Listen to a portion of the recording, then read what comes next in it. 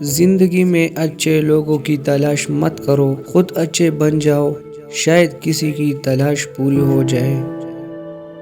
اعمال کے بغیر اخلاص ایسے ہے جیسے بغیر پتہ کے لکھا گیا خط جو اپنی مطلوبہ منزل تک نہیں پہنچ سکتا۔ نئی بنیادیں وہی لوگ رکھ سکتے ہیں جو اس راز سے واقف ہو کہ پرانی بنیادیں کیوں بیٹھ گئی۔ انسان بھی عجیب ہے، دعا کے وقت سمجھتا ہے کہ اللہ بہت قریب ہے اور گناہ کے وقت سمجھتا ہے کہ اللہ بہت دور ہے۔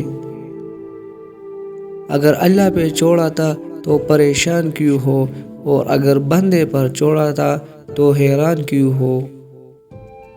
آپ کی جیب میں پورا قرآن پاک سے بہتر ہے کہ چاہے قرآن پاک کی ایک ہی آیات ہو لیکن وہ آیات آپ کے عمل میں ہو۔ عورت چاند کی طرح نہیں ہونی چاہیے جسے ہر کوئی بے نقاب دیکھے، بلکہ عورت سورج جیسی ہونی چاہیے جسے دیکھنے سے پہلے آنکھیں جھک جائے۔ غصہ ماچس کی تیلی کی طرح ہوتا ہے جو دوسروں کو جلانے سے پہلے خود جلتی ہے۔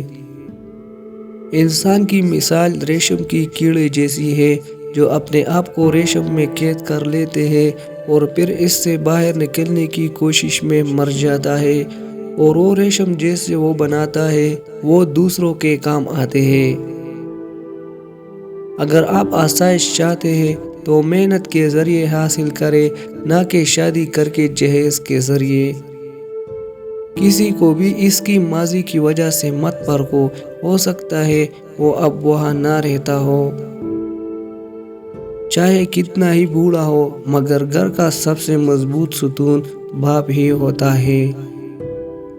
منزل ملے نہ ملے وہ بات کی بات ہے، ہم کوشش بھی نہ کریں یہ غلط بات ہے۔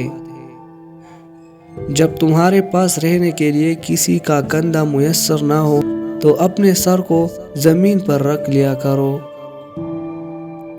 کسی کو اس کی ذات اور لباس کی وجہ سے حقیر نہ جانو، کیونکہ تمہیں دینے والا اور اسے دینے والا ایک ہی ہے، اور جو اسے عطا کر سکتا اور آپ سے لے بھی سکتا ہے۔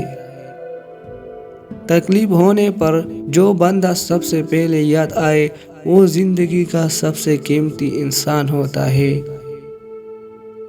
رزق کے پیچھے اپنا ایمان مت خراب کرو، کیونکہ رزق انسان کو ایسے تلاش کرتا ہے جیسے مرنے والوں کو موت۔ اپنی اندھیری قبر کو خود ہی روشن کرنے کی تیاری کرے۔